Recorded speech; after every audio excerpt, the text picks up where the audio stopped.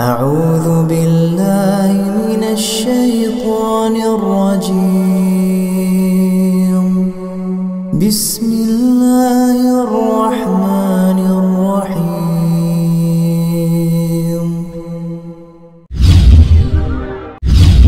عليكم ورحمة الله وبركاته. الحمد لله رب العالمين الذي أرسل رسوله بالهدى ودين الحق ليظهره على الدين كله وكفى بالله شهيدا. أشهد أن لا إله إلا الله وحده لا شريك له وأشهد أن محمدًا عبده ورسوله المبعوث رحمة للعالمين صلاة وسلاما دائمين متلازمين على حبيبنا وشفيعنا وقرة عيننا محمد صلى الله عليه وسلم وعلى آله وأصحابه والتابعين أجمعين. أما بعد، قال الله تعالى في كتابه الكريم وهو أصدق القائلين: أعوذ بالله من الشيطان الرجيم. كتب عليكم القتال وهو كره لكم وعسى أن تكرهوا شيئا وهو خير لكم وعسى أن تحبوا شيئا وهو شر لكم والله يعلم وأنتم لا تعلمون. صدق الله العظيم. Para bapa dan ibu, saudaraku sekalian, segenap jamaah Masjid Mujahidin yang dirahmati Allah Subhanahu wa taala. Alhamdulillah, puja dan puji syukur mari kita haturkan kehadiran Allah Subhanahu wa taala yang telah memberikan kepada kita berbagai macam kenikmatan dan anugerah dalam kehidupan kita di dunia ini, supaya kita selalu bersyukur kepada Allah Subhanahu wa taala. Kita selalu mempertahankan akidah Islam kita dan senantiasa taat dan tunduk di dalam beribadah kepada Allah Subhanahu wa taala, serta yang paling penting adalah menjaga agama kita supaya kita mati dalam keadaan husnul khotimah, yaitu mati dalam keadaan Islam. Oleh karena itu, saudaraku sekalian, Allah Subhanahu wa taala mewajibkan kaum muslimin mempertahankan diri dan mempertahankan agama kita ini dengan amalan puncak sebagai ibadah atau amalan puncak dalam kehidupan kaum muslimin, yaitu dengan cara berjihad di jalan Allah Subhanahu wa taala. Saudara sekalian, kata-kata jihad itu selalu diartikan negatif dan sering kita dengar akan menghapus pelajaran-pelajaran jihad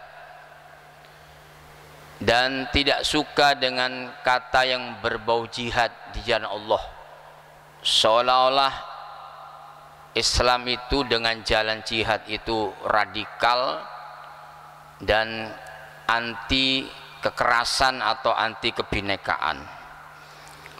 Oleh karena itu, pada malam hari ini perlu kembali kita memahami jihad dengan benar, karena ini adalah salah satu ajaran Allah yang dibawa Rasulullah sallallahu alaihi wasallam. Ada sebuah ungkapan atau paparan bahwa toleransi dan jihad dalam Islam ini merupakan motorik menuju izzul Islam wal muslimin. Sebagaimana keduanya ini, toleransi dan jihad itu sudah diteladankan kepada kita oleh Rasulullah Muhammad sallallahu alaihi wasallam. Jadi jihad ini bukanlah bentuk intoleransi, juga toleransi bukanlah lawan dari jihad itu sendiri.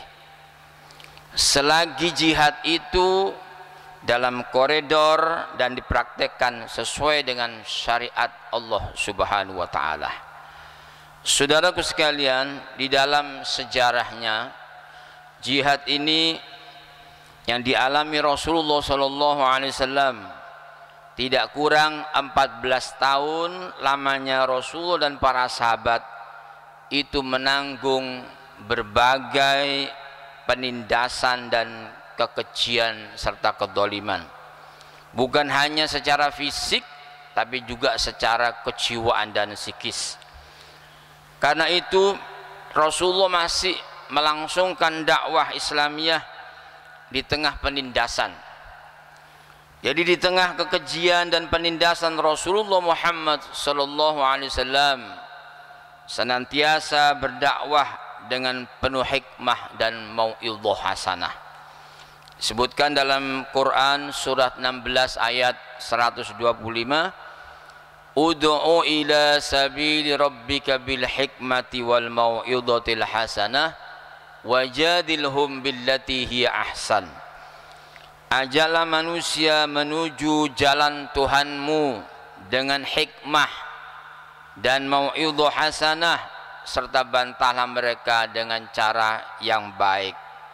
Saudara sekalian, Rasulullah berdakwah penuh hikmah dan mau'idhah hasanah ini bukan karena kelemahan dan minta belas kasihan, terutama pada periode Mekah.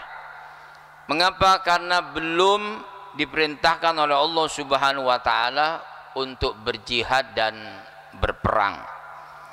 Namun setelah hijrah dari Mekah ke Madinah, rupanya kaum musyrikin ini tetap tidak mau berhenti memusuhi Rasulullah dan para sahabat dalam maksud memusuhi Islam, sehingga kaum muslimin pada saat itu sudah merasa jenuh dan senantiasa berharap turun wahyu dari Allah untuk berperang. Karena setelah 1 tahun Rasulullah SAW hijrah dari Mekah ke Madinah itu, baru turunlah ayat-ayat tentang perang. Setelah Allah melarangnya sekitar 70 ayat di dalam Quran itu belum diizinkan untuk berperang. Jadi manakala turun ayat perang pada awal-awal mula mempertahankan Islam, isi di dalam ayat tersebut perintah perang atau jihad itu menjelaskan sebab dan alasan jihad, diantaranya adalah membela diri dari kedoliman seperti yang dialami kaum muslimin di Indonesia atau di belahan bumi Islam yang lain. Itu membela dalam jihad itu membela kedoliman saja, ya, mencegah terjadinya fitnah agama karena menyebarnya berbagai kesyirikan dan kekufuran. Ini dilawan dengan jihad. Jadi melawan penghalang dakwah di jalan Allah serta melindungi negara pada saat itu.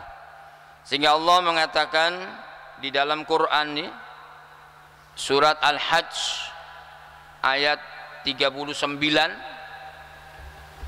dan ayat 40 disebutkan oleh Allah Subhanahu wa taala, udhina lilladzina yuqataluna bi annahum dulimu wa innallaha ala nasrihim laqadir. Kata Allah Subhanahu wa taala di dalam surah Al-Hajj ayat 39 ini ya, Allah mengatakan orang-orang mukmin yang diperangi diperbolehkan memerangi musuh mereka yang telah berlaku zalim. Jadi awal mula peperangan ini kaum muslimin itu mempertahankan diri aja, mempertahankan diri dari kedzaliman untuk menghilangkan kesyirikan, yaitu fitnah agama. Jadi kata Allah selanjutnya di dalam ayat 40 ini, alladzina ukhriju min diyarihim bighairi haqqin illa an yaqulu rabbuna Allah walaula daf'ullahi an-nasa ba'dahum bi ba'din lahuddimat sawami' wa biya'u wa salawatu wa masajid yudhkaru fiha ismullahi katsiran wa la yansuranna Allahu man yansuruh innallaha laqawiyyun aziz. Kata Allah dalam ayat 40 ini, orang-orang mukmin yang diperangi, yaitu mereka diusir dari negeri mereka tanpa alasan yang benar, mereka diusir hanya karena mengucapkan Tuhan kami adalah Allah. Jadi ini sebabnya dimusuhi itu ya, karena bertuhankan Allah, karena Islam kalian itu dimusuhi ya. Jadi saudara sekalian, kata Allah, sekiranya Allah tidak membuat syariat yang mencegah manusia saling berbuat zalim, niscaya biara-biara atau pagoda-pagoda, gereja-gereja dan masjid-masjid akan dihancur berantakan, itu akan hancur berantakan karena kedzaliman manusia. Padahal tempat-tempat ibadah itu dipergunakan orang untuk menyebut nama Allah. Sesungguhnya Allah pasti menolong siapa saja yang membela agamanya. Ini janji Allah Subhanahu wa taala. Jadi saudara sekalian rahmati Allah, menurut Ibnu Abbas di dalam ayat ini, ayat pertama perintah perang. Jadi umat Islam ini jangan keburu-buru perang sebelum memahami maksud jihad ini. Harus paham dulu, sehingga malam ini kita belajar kembali tentang apa arti jihad yang sesungguhnya. Jadi pada awalnya perang ini hanya dulu dilakukan itu di bulan-bulan selain Muharram, Dzulhijjah ya, selain bulan Muharram itu Dzulhijjah, Dzulqa'dah, Muharram dan Rajab. Nah, ini disebutkan oleh Allah. Mengapa ini kok dilarang? Waktu itu masih mengikuti adat Arab jahiliyah saat itu ya. Namun kemudian perang ini di bulan-bulan tersebut diperbolehkan kalau memang dizalimi.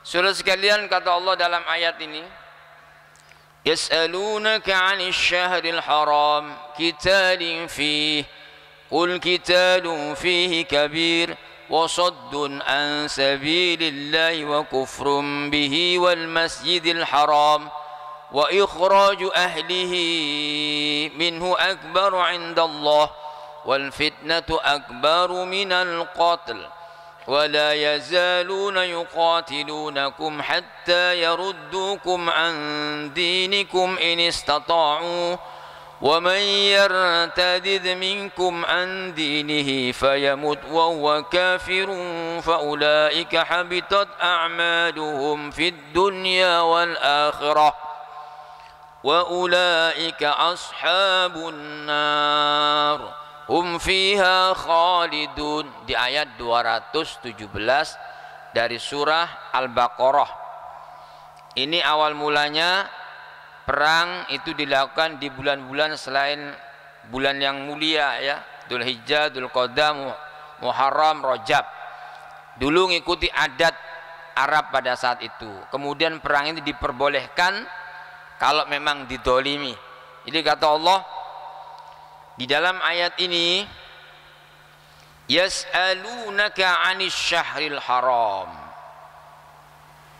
Wahai Muhammad, orang-orang bertanya kepadamu tentang berperang di bulan haram. Katakanlah berperang pada bulan haram itu besar dosanya. Akan tetapi merintangi orang menjalankan syariat Allah, kafir kepada Allah, menghalangi orang-orang masuk ke Masjidil Haram dan mengusir penduduknya dari Masjidil Haram, dosanya jauh lebih besar di sisi Allah. Merintangi orang-orang menjalankan agama jauh lebih besar dosanya daripada membunuh, yaitu perang. Jadi kemudian diizinkan kalau ada kedoliman. Jadi saudara sekalian, setelah Rasulullah SAW menaklukkan kota Mekah setelah hijrah dari Mekah ke Madinah, tahun 8 hijrah itu Allah Subhanahu wa taala memerintahkan perang dengan ayat-ayat yang sangat mutlak, ini perintah ya. Disebutkan di dalam At-Taubah 41, infiru khifafaw wa thiqalaw wajahidu bi amwalihim wa anfusihim fi sabilillah, bi amwalikum wa anfusikum fi sabilillah, dzalikum khairul lakum in kuntum ta'lamun. Berangkatlah kalian berperang dalam keadaan ringan ataupun berat. Berjihadlah dengan harta kalian dan jiwa kalian di jalan Allah.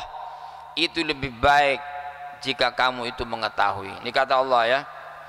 Jadi para mufassir banyak menyebut umumnya ayat-ayat ini, At-Taubah 41 juga At-Taubah 39, ini menyebut ayat-ayat sebagai ayatus saif, yaitu ayat pedang.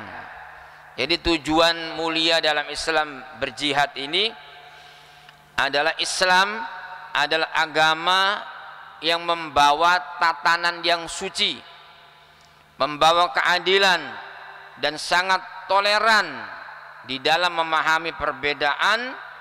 Bahkan Islam ini dengan jihadnya memberi ruang kemerdekaan seorang itu untuk beragama sesuai dengan keyakinannya. Karena dalam Islam ini tidak dipaksa memasuki agama Islam, la ikraha fiddin, tidak ada paksaan di dalam memasuki agama Allah. Jadi jihad itu bukan memaksa. Jadi kalau menurut akal perang itu hal yang buruk karena identik dengan melukai, identik dengan membunuh. Padahal ini sebagian ajaran Islam ya. Namun Islam itu kan tidak mengukur baik dan buruk itu menurut akal ya. Jadi kalau menurut akal orang itu tidak suka berperang karena inginnya itu santai, inginnya itu duduk kongkow-kongkow, cangkruan ya, ngopi sampai nonton televisi itu paling enak menurut akal ya. Padahal ini menurut akal ini perang itu sesuatu yang tidak disukai ya, buruk, identik dengan melukai seorang dan membunuh jiwa ya. Namun Islam itu kan tidak mengukur baik buruk itu dari akal ya, karena wahyu di dalam Islam ini ya, sekalipun itu tidak masuk akal, namun bisa menjadi alasan utama dari seluruh syariat Islam ini yang untuk diamalkan. Karena kadang sesuatu yang buruk menurut akal justru menyimpan hikmah yang sangat besar.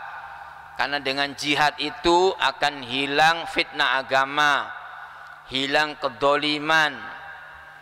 Sampai Nabi juga berkata, afdalul jihad kalimatu adlin atau kalimatu haqqin inda sultanin jair.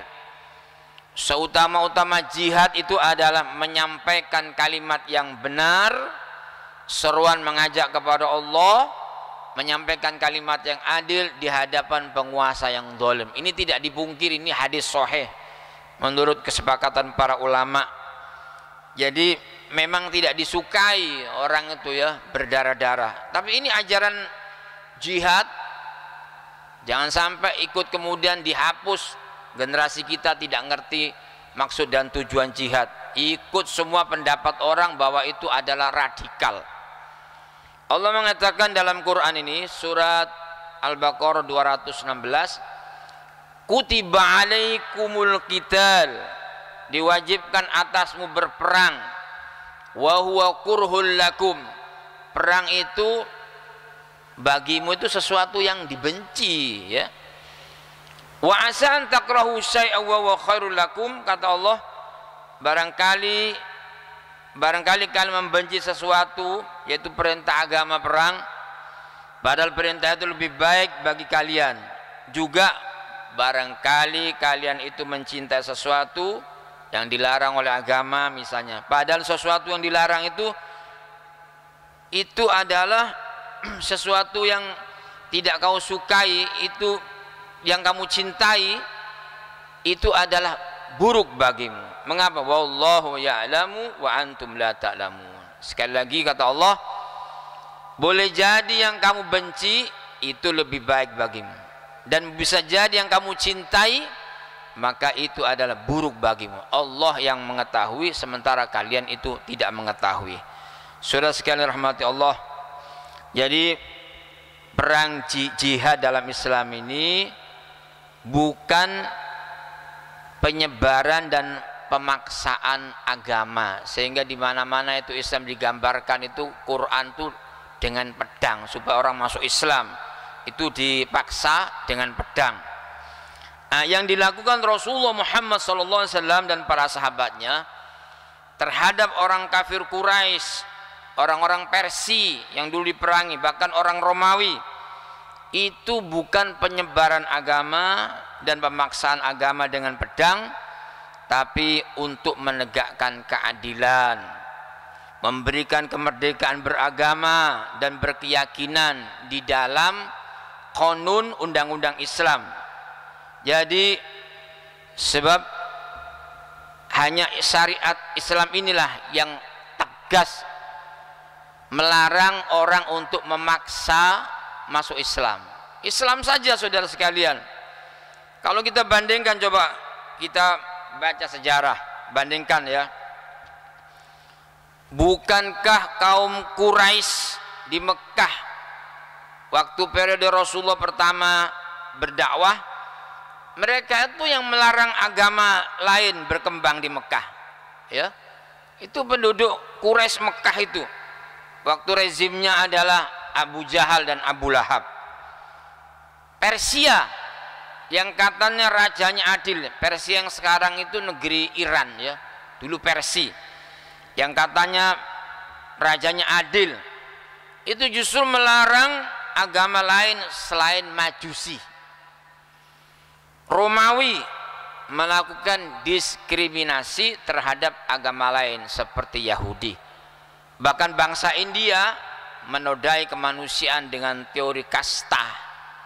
Jadi ini saudara sekalian, bandingkan dengan Islam ketika di Madinah, tidak mengusir Yahudi.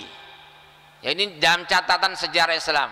Waktu Rasulullah berkuasa memiliki daulah Islam di Madinah, tidak mengusir Yahudi, namun mengajak merangkul mereka hidup berdampingan dengan Nabi dan para sahabat di Madinah.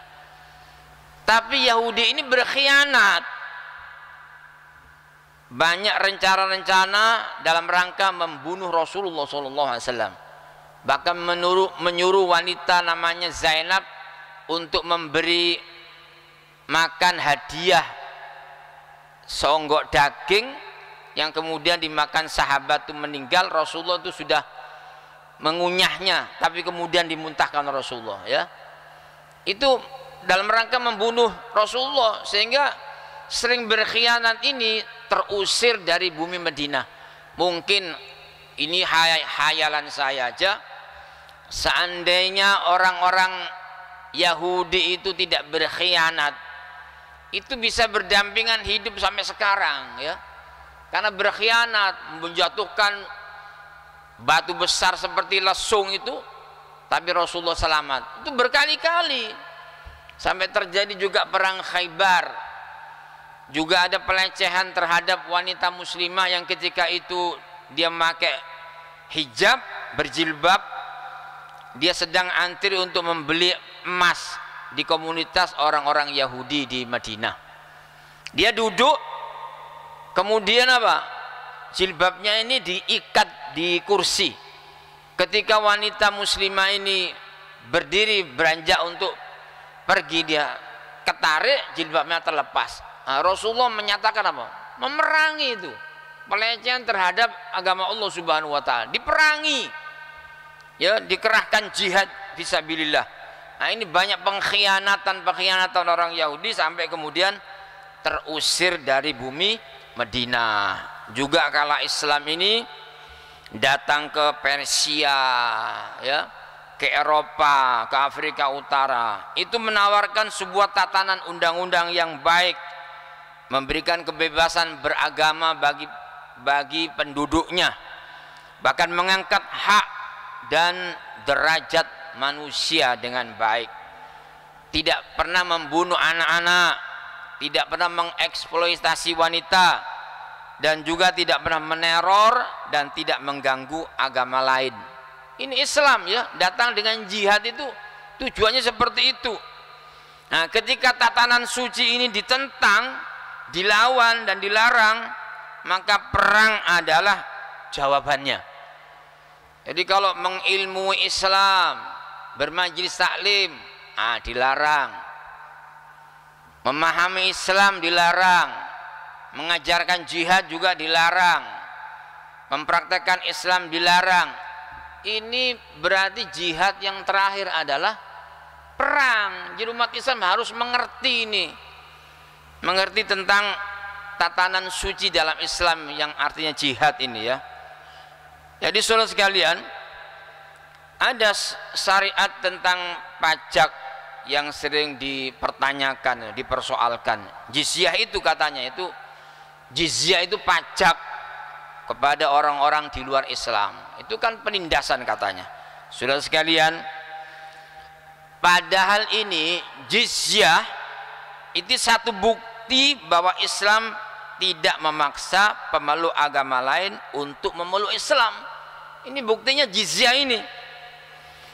Orang kafir yang hidup di negara Islam diperbolehkan hidup menjalankan agama dengan bebas. Hanya saja mereka ini wajib membayar pajak atau jizyah. Jika saja Rasulullah Muhammad SAW itu diutus untuk memaksa orang itu masuk Islam terus tidak mau, sudah tentu Rasulullah SAW dan para khalifah itu akan melakukan genosida, pembantaian terhadap orang-orang di luar Islam karena tidak mau memasuki agama Islam. Jadi apa sesungguhnya jizyah ini yang sering dituduh ini? Itu adalah penindasan, ya, pajak untuk orang-orang di luar Islam. Saudara sekalian, jizyah ini bukan uang tekanan atas ketidakmauan mereka untuk masuk Islam. Jadi sekali lagi, jizyah ini bukanlah uang tekanan atas ketidakmauan mereka untuk memeluk Islam. Tapi jizyah ini adalah uang yang ditarik oleh pemerintah muslim sebagai bentuk upah atas kesusah payahan pemerintahan Islam di dalam melindungi mereka. Ya, ini maksudnya. Jadi uang jizyah ini oleh pemerintah Islam kemudian digunakan demi kemaslahatan negara Islam, seperti membangun benteng, terus untuk upah para tentara Jundullah, tentara Islam, ya. Jadi Islam ini ketika memasuki sebuah negeri non muslim, Islam itu menawarkan 3 hal, ya, ketika menguasai wilayah penduduk non muslim. Umat Islam harus mengetahui ini sejarah di dalam Islam, ya.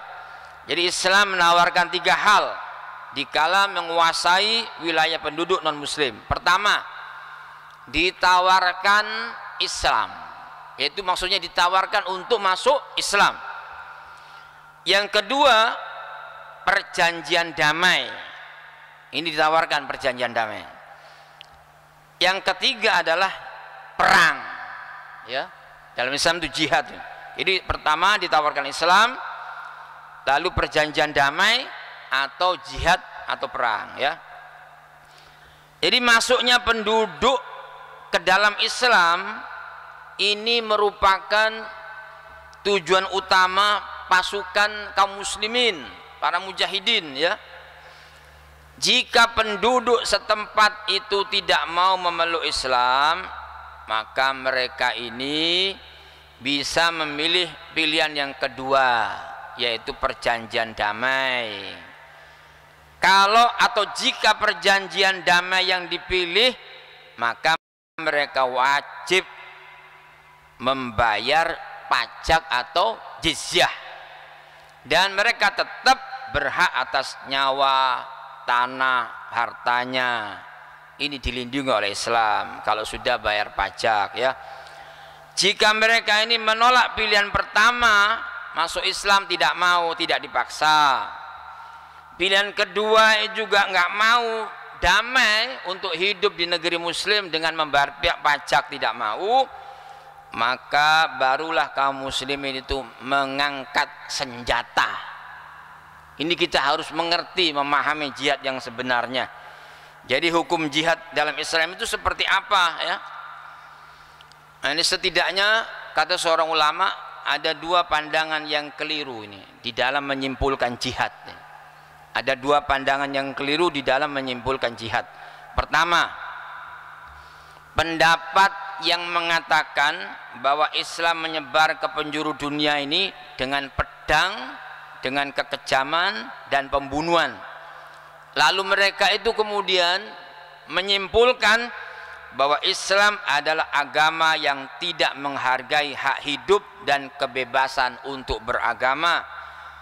Pendapat ini diwakili oleh pemikiran umumnya orang-orang Barat dan orang-orang Eropa yang notabene mereka itu orang-orang Nasrani, ya.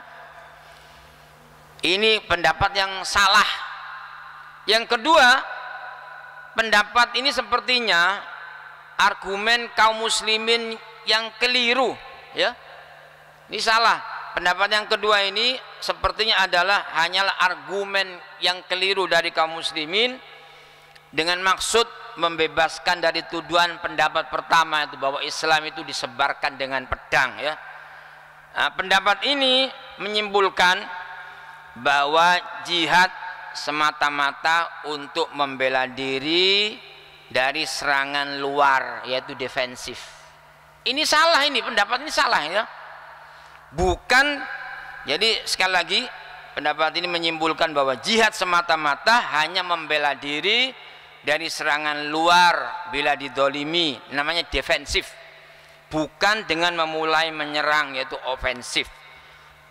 Dua ini saudara sekalian, dan dua pendapat ini yang kita bahas sekalipun kontra satu dengan yang lain, dua pendapat ini sepakat meniadakan jihad di jalan Allah. Sebab ini adalah usaha-usaha menelanjangi syariat Islam, hanya komentar dengan logika semata-mata. Jadi seolah-olah syariat jihad yang suci ini tidak relevan lagi di akhir zaman. Apalagi seperti orang ikuti seorang nabi palsu itu. Ketika India itu Muslim India itu dijajah oleh Inggris, dari komunitas kaum muslimin ini muncul sosok seorang nabi palsu mengaku nabi setelah Muhammad, yaitu Mirza Ghulam Ahmad, yang menyatakan bahwa setelah Muhammad meninggal dunia maka tidak ada lagi jihad yang maknanya perang. Maka penjajah Inggris di India senang, ya, nggak ada jihad lagi, senang itu. Penjajah datang itu diberi fatwa bahwa setelah Rasulullah wafat tidak ada jihad lagi, enak menjajah. Makanya Ahmadiyah itu dibesarkan oleh Inggris. Jadi Ahmadiyah itu pendirinya adalah penjajah Inggris, ya. Jadi saudara sekalian, jihad ini adalah syariat yang bersifat paksaan dari Allah Subhanahu wa taala. Mungkin sholat kita ini tidak cukup, tidak layak untuk masuk surga. Puasa kita mungkin belum cukup untuk layak masuk surga. Mungkin juga haji kita, ya, juga umrah kita belum layak untuk masuk surga. Maka Allah Subhanahu wa taala memaksa kaum muslimin untuk jihad di jalan Allah. Yang jihad itu masuk surga, surganya itu jalan tol. Ini dipaksa oleh Allah Subhanahu wa taala. Ini sebagai ujian kaum muslimin, ya. Dulu juga disyariatkan oleh Allah kepada orang-orang Bani Israel. Di Rasulullah bersabda, sesungguhnya Allah menjadikan satu ujian atau adab bagi umat ini di dunia, yaitu dengan perang. Jadi jangan tabu lagu kalau kita mengerti tentang makna jihad. Jadi dalam Quran kan banyak disebut, ini namanya dalam bahasa itu waqatiluhum hatta la takuna fitnatun wa yakuna ad-dinu lillah, dalam surah Al-Anfal 39. Bunuhlah mereka, perangilah mereka sampai tidak ada fitnah, yaitu fitnah dalam agama Islam, tersebarnya kekufuran, tersebarnya kesyirikan, supaya tidak ada fitnah. Wa yakuna ad-dinu lillah, dan supaya agama ini benar-benar adalah milik Allah dan untuk Allah.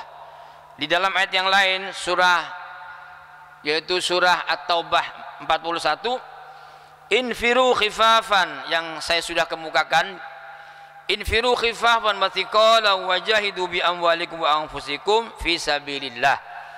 Berangkatlah kamu perang baik dalam keadaan ringan atau berat, berjihadlah dengan harta bendamu dan jiwamu di jalan Allah. Jadi ini adalah kemudian menjadi wajib. Jadi perintah menunjukkan wajib yang disebut awamirul qat'iyah, perintah-perintah yang sangat qat'i, ya.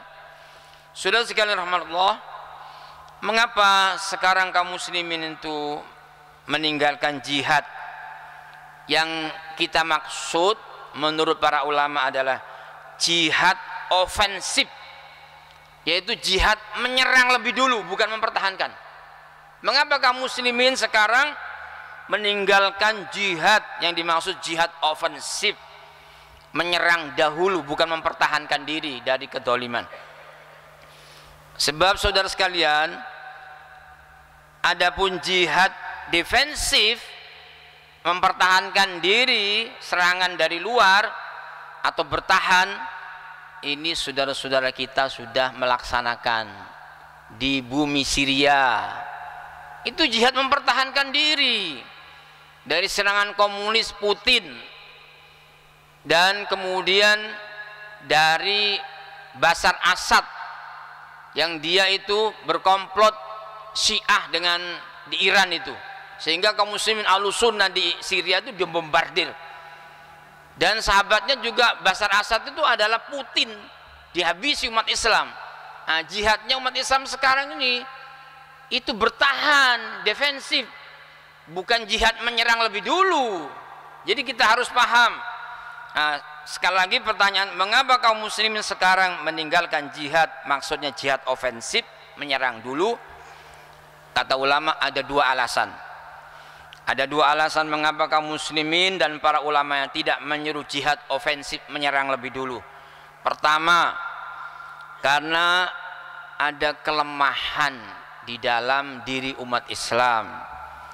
Kewajiban jihad itu kan muncul bila imam telah membangun benteng perlindungan, sudah memiliki persenjataan dengan kuat yang memadai.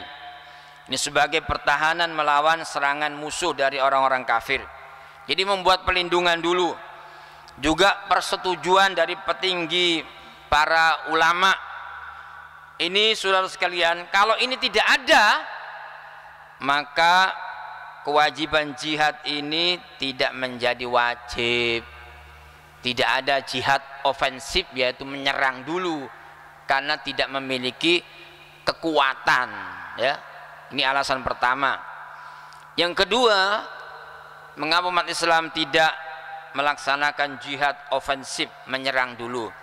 Ini kata Imam Asy-Syafi'i, kewajiban jihad adalah kewajiban wasail, sifatnya adalah perantara, bukan sebagai maqasid atau tujuan.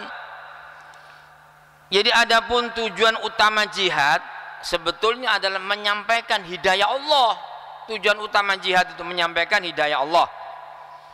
Jadi adapun membunuh orang kafir bukanlah tujuan. Sehingga jika kita mampu menyampaikan dakwah mau'idhah hasanah juga secara dialogis tanpa perang, maka itu lebih utama daripada perang itu sendiri. Jadi saudara sekalian rahmatullah, ini satu bukti umat Islam masih dalam keadaan lemah.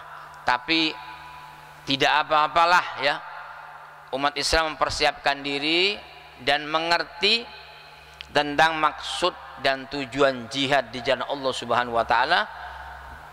Jangan sampai keliru di dalam memaknai jihad. Ini adalah ajaran yang mulia untuk mengembangkan Islam. Jadi bisa ke negeri-negeri lain. Kalau umat Islam ini memiliki kemampuan, sudah ofensif, sudah bisa mengirimkan jundullah ke Tiongkok, tidak harus mereka hadir di sini gitu. Ya, orang-orang kufur, negeri-negeri kafir itu sudah didatangi, ofensif jihadnya, bukan menunggu diserang. Ini berdatangan musuh-musuh Allah di negeri kita, mestinya kita mendahului. Ya, Rasulullah setelah kuat itu ada tanda-tanda musuh hadir di daerah Tabuk tahun 9 Hijrah ya. Sehingga Rasulullah itu haji itu kewajibannya Rasulullah itu tahun 8, 9, 10. Nabi tidak bisa melakukan haji atau umroh, sehingga tidak bisa puluhan kali, ratusan kali umroh, nggak bisa Rasulullah. Tahun 9 Hijrah tidak haji, tidak umroh. Rasulullah mengumpulkan harta benda untuk memberi peralatan perang, menyongsong musuh dahulu ke negeri Tabuk ya, mendahului Rasulullah itu ofensif ya, melawan tentara Romawi yang gagah perkasa pada saat itu. Nah, itu sudah memiliki kekuatan. Sekarang jihad kaum muslimin ini mohon maaf masih bertahan karena belum punya kekuatan, jadi tidak menyerang terlebih dahulu. Kita tidak punya kekuatan senjata ya. Banyaklah kita berdoa pada Allah, karena ad-du'a'u silahul mu'min. Doa itu adalah senjata orang-orang beriman ya. Mudah-mudahan kita mengerti, dan tujuan-tujuan jihad ini adalah mulia sekali untuk mempertahankan dan menjadi izzul Islam wal muslimin, kemuliaan Islam dan seluruh kaum muslimin. Semoga ada manfaatnya.